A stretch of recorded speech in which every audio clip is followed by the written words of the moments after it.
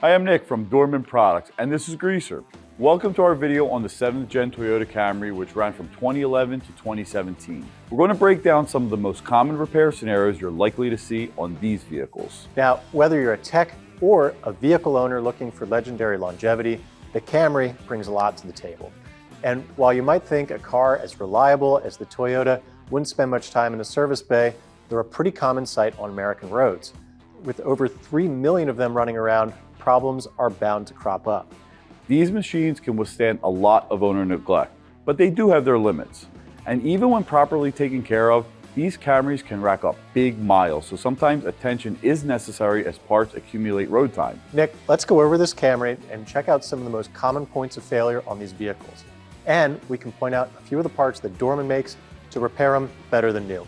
Now, what is the first thing to check on a 7th generation Camry? The one that I see more than anything else is the oil filter housing cap and plug. Obviously, the oil change is the most frequent service that any tech performs, and this housing is easily damaged during that service. OEM units can also be made of plastic in many scenarios too, so our aluminum unit is a more durable upgrade. And if you're facing just a damaged drain plug within the OEM housing, Dorman has that too. It's available individually. Nick, I want to mention another part that I've replaced and I know is a common fail item on these, and that is the coil wire harness. You got it. They don't hold up well. Engine heat gets to them and they're fairly small gauge wire. Spilled oil during service doesn't help matters either. The insulation can crack and flake, and then the moisture gets in, usually resulting in a P1305 code when the resistance increases. That sounds about right, and I see we've got a knuckle up here. I haven't replaced these on a Camry. Are they an issue? Well, that's a funny question. There's no inherent problems with them, and to be honest, the whole platform is so reliable as a whole.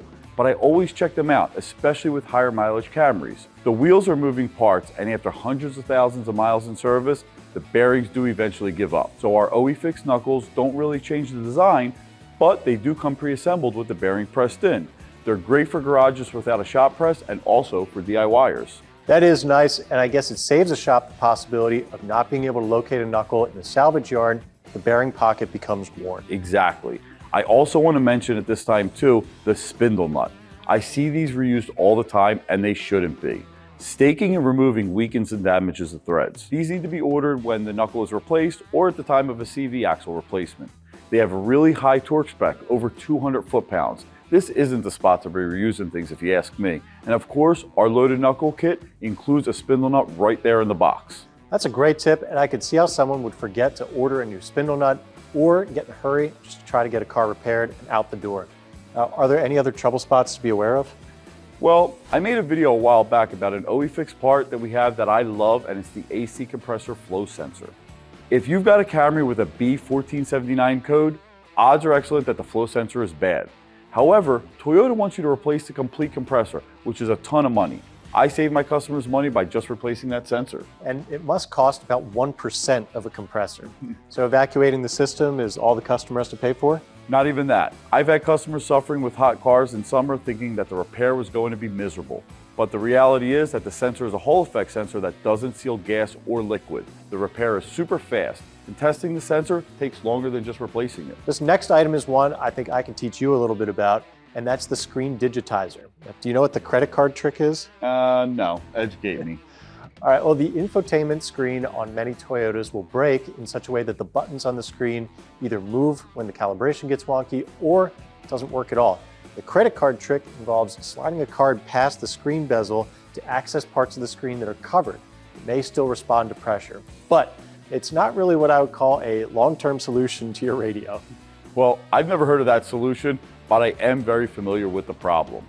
That workaround sounds like a real pain, especially when replacing the digitizer screen isn't really all that difficult. Toyota would have you replace the whole unit, but we offer just the screen, and to be honest, it's a very modest repair relative to that cost. It's something any mechanic should check really quickly when jumping into one of these Camrys because they break in many of the cars.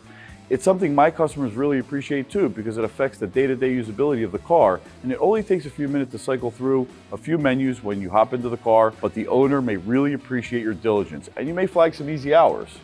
Nick, we've got one more item on the table here. I see a shift cable bushing. So what's the story with these? Well, there's a little plastic eyelet on these shifters that can break. Toyota's solution is a new cable, which is a bit of a pain to install, and they're painfully expensive to purchase from the dealer. Hundreds of dollars. Normally, cars with the bushing going bad are hard to get in gear. Usually they give some type of warning, so if a customer has a car that I'm having trouble starting or shifting, I look to these OE FIX bushings. It's a great way to keep customers from spending money on a tow truck, and usually they're aware of the problem, but they don't know what's going on. I check for smooth shifting instinctively on one of these, and it's easy to explain to a customer that for less than the price of a tow, I can prevent them from being stuck at the supermarket or at work. Well, that is a great idea. And before we go, I'd like to point out the Camry is usually purchased by people who don't want to have breakdowns. So most of them end up in the caring hands of mechanics like Nick. However, if you're a driveway DIYer like I am, and you've chosen the trusty Camry for its reliable nature, know that every item in this video is appropriate for many DIYers. So be sure to check these trouble spots on your own car. Just like I would. Thanks for checking out this video on the 7th Gen Camry. And remember, if you need anything at all, the Dorman technical support team is always available to help. I'm Greaser, this is Nick, and we'll see you next time.